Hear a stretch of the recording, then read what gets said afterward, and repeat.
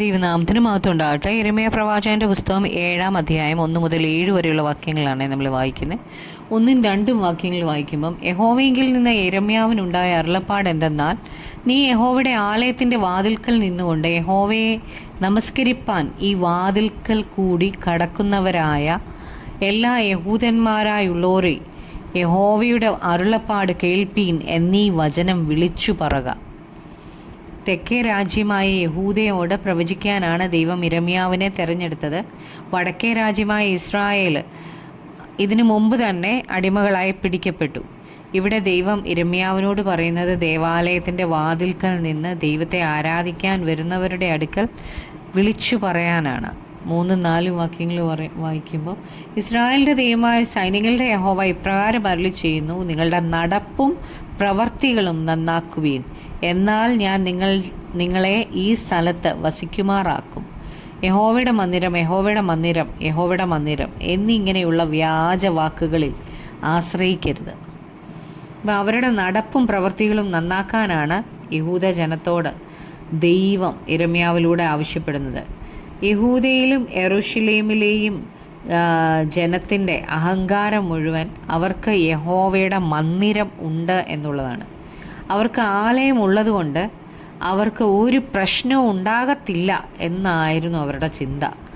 ദൈവം തൻ്റെ ആലയം തകരാൻ ഒരിക്കലും സമ്മതിക്കത്തില്ല. ഇത് അവരുടെ തെറ്റായ ഒരു ധൈര്യമായിരുന്നു. അവർ പുറമേയുള്ള കാര്യങ്ങളിൽ ബലപ്പെട്ടിരുന്നു.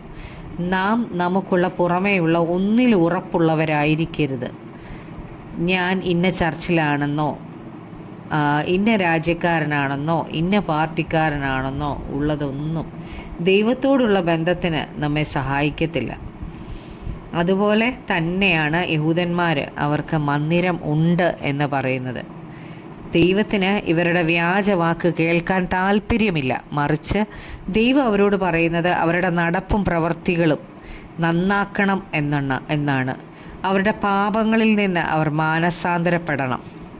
5 മുതൽ 7 വരെയുള്ള വാക്യങ്ങൾ വായിക്കുമ്പോൾ, നിങ്ങളുടെ നടപ്പും പ്രവൃത്തികളും നിങ്ങൾ വാസ്തവമായി നന്നാക്കുന്നുവെങ്കിൽ, നിങ്ങൾ തമ്മിൽ ന്യായം നടത്തുന്നെങ്കിൽ, പരദേശിയെയും അനാഥനെയും വിധവയെയും പീഡിപ്പിക്കാതെയും കുറ്റമില്ലാത്ത രക്തം ഈ സ്ഥലത്ത് ചിന്നിക്കാതെയും, നിങ്ങൾക്ക് ആപത്തിനായി അന്യദേവന്മാരുടെ ആരോട് ചെന്ന് ചേരാതെയും ഇരിക്കുന്നെങ്കിൽ, ഞാൻ നിങ്ങളുടെ പിതാക്കന്മാർക്ക് കൊടുത്ത ദേശമായ ഈ സ്ഥലത്ത് നിങ്ങളെ എന്നും എന്നേക്കും വസിക്കുമാറാക്കും. അപ്പം ഇവർക്ക് മാനസാന്തരപ്പെടേണ്ടത് ഏതിലൊക്കെയാണ് എന്നാണ് ഇവിടെ പറയുന്നത്. ഒന്നാമത് തമ്മിൽ ന്യായം നടത്തണം. പരദേശിയെയും അനാഥനെയും വിധവയെയും പീഡിപ്പിക്കരുത്. കുറ്റമില്ലാത്ത രക്തം ചിന്നരുത്. അന്യദേവന്മാരെ സേവിക്കരുത്. ഇവിടെ പറയുന്ന 4 കാര്യങ്ങളിൽ ഒരു കാര്യം മാത്രമേ ദൈവത്തോടുള്ള ബന്ധത്തിൽ പറഞ്ഞിട്ടുള്ളൂ. ബാക്കി 3 കാര്യങ്ങളും ദൈവം പറഞ്ഞേക്കുന്നത് മനുഷ്യരോടുള്ള ബന്ധത്തെക്കുറിച്ചാണ്.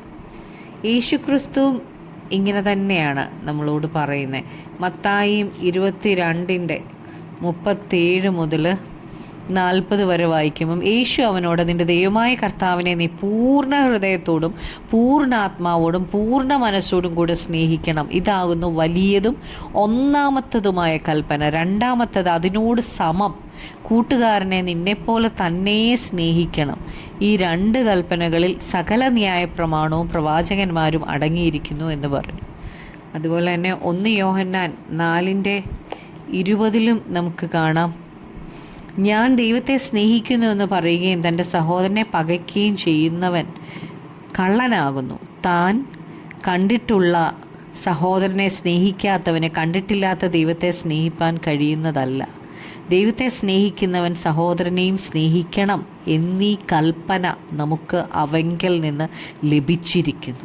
നമുക്ക് പ്രാർത്ഥിക്കാം. കർത്താവായ യേശുവേ, കർത്താവെ, ഞങ്ങളുടെ കർത്താവെ, നടപ്പും പ്രവർത്തികളും ഞങ്ങൾ നന്നാക്കുവാൻ അങ്ങയുടെ കൃപ ഞങ്ങൾക്ക് തരണമേ. കർത്താവെ, ദൈവത്തെ പൂർണ്ണ ഹൃദയത്തോടെ സ്നേഹിക്കാൻ, പൂർണ്ണ മനസ്സോടും പൂർണ്ണാത്മാവോടും പൂർണ്ണ ശക്തിയോടും സ്നേഹിക്കാനുള്ള കൃപ തരണമേ കർത്താവേ. യേശുവേ അപ്പാ കർത്താവെ, സഹോദരനോടുള്ള ഞങ്ങളുടെ ഇടപെടിയിൽ കർത്താവെ അതെല്ലാം കർത്താവെ അങ്ങയുടെ സന്നിധിയിൽ നിഷ്കളങ്കതയോടെ ആയിരിക്കാൻ ഞങ്ങൾക്ക് കൃപ തരണമേ.